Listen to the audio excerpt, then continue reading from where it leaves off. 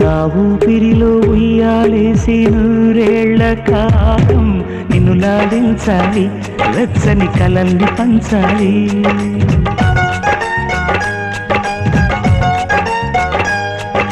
నీ స్నేహాలో స్నానం చేసి నా కన్ని దేహం తరించిపోవాలి, తీయని స్వరాలు పాడాలి.